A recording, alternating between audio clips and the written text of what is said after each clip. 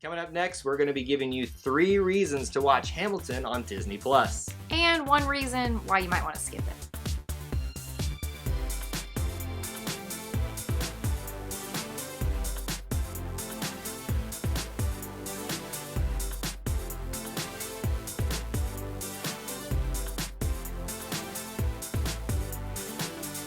Welcome back to Eye to Eye, Disney Through Our Eyes. I'm Kyle. And I'm Jessica. And we are going to give you our spoiler-free, quick review of Hamilton on Disney+. So 3 reasons to watch it, and 1 reason that you might not like it. So, you know, I mean, for me, that obviously kind of goes to the thing of, it's a play. It's a movie, it's a play, what is it?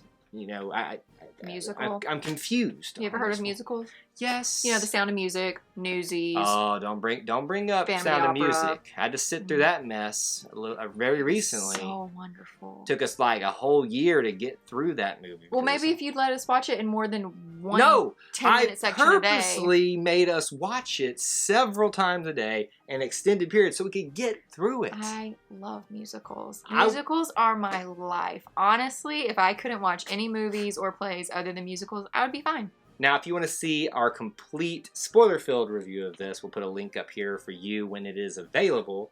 But that is where you'll get more in-detail discussion about this. But for now, Jessica, why don't you give them our first reason that they should watch it on Disney+.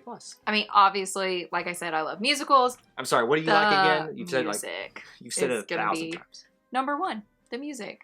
The orchestra that's there did a phenomenal job. The actresses, the actors, they all did a great job. Their voices, like, the music was top notch. And I don't even know that we can just call it music. Like, it's rap, it's R&B, it's classical. It's so many different things. And that's what really drew me in. Interpolations.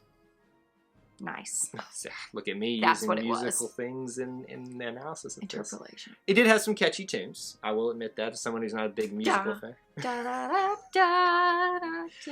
You know, super out of key. But I probably appreciate the ones that were probably less like people were making. So lin-manuel Miranda was making this, and he was like, "This is like the piece de resistance of all my musical ability in this entire play." And I like probably the one that he's like least impressed with himself on, because it was probably the simplest thing for me, and yet the most. I went for funny in this. That's why. I loved all of them. Like, I've already listened to the soundtrack. I'm game. I'm all in on this. You got 23 set pieces to listen to in each act, so get on it right away. So excited. Reason number 2 that you're going to want to watch this movie on Disney Plus, or play, whatever you want to call it, is the second act. And I do mean the second act for real, because the first act, I appreciated it because it was very historical.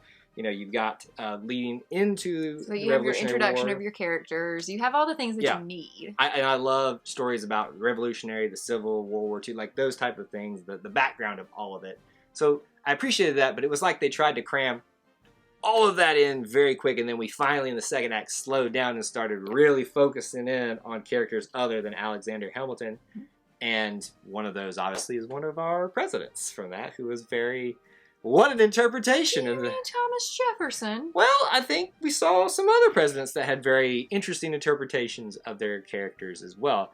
And, you know, I'm not artistic in this way, but I thought that lin-manuel, the way he envisioned how to express some certain things that we've learned about the presidents over time, was very spot on in artistic ways to kind of show how unique some of them were. So the second act, songs, comedy, it is a reason to watch this one. So our third and final reason that we think you should watch Hamilton on Disney Plus is the combination of the theater, but also the cameras. So when you go to see a play, you only get, obviously, your one view, and you hope all the time. I was gonna say, and you hope that you don't have somebody tall sitting in front of you.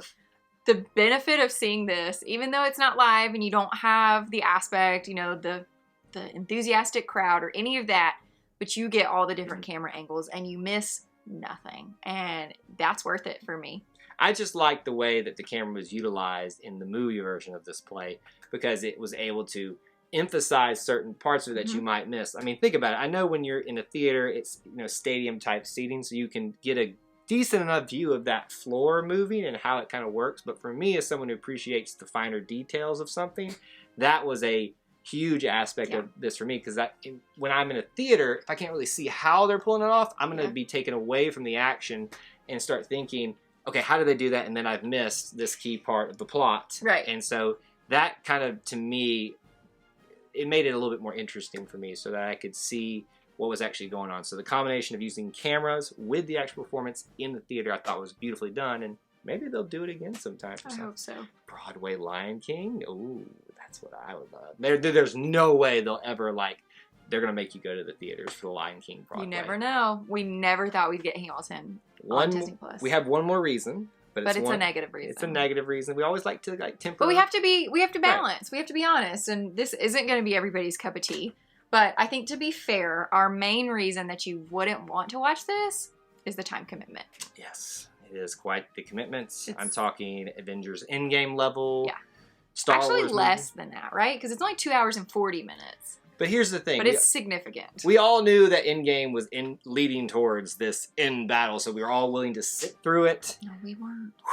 Because that first act, I was kind of like, oh, come on, please, this has got to get a little better. And it did. It got way better. That's the thing that we say that with the positive notion at the end of this, that it gets better as it goes. So if you're not and a I fan loved, of the first half, personally, I loved the first act. But it's not that I didn't like it. It just wasn't like I was having the experience I thought I would have with a play type of production. I'm like, this is fine. I don't hate it, but I'm not into it. But I got into it the moment that certain president walked out and asked the question, well, what did I miss? The last 30 minutes of that were honestly gripping.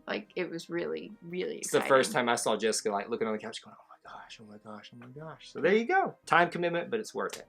So now we want to know from you, if you've seen it, what are some reasons to watch it, or some reasons maybe that you didn't like it down there below. Please be friendly to those who have not watched Hamilton yet. For spoilers, just want to make sure that they are safe from that and get to experience it in its fullness for themselves as well. So we'll look for those comments down below. What else should they do? If you haven't already, please be sure to subscribe to our channel and turn on the notification bell. And that's all we have for you in this edition of Eye2Eye. But until we assemble again, May the Force be with you. and we'll see you real soon. Bye, guys.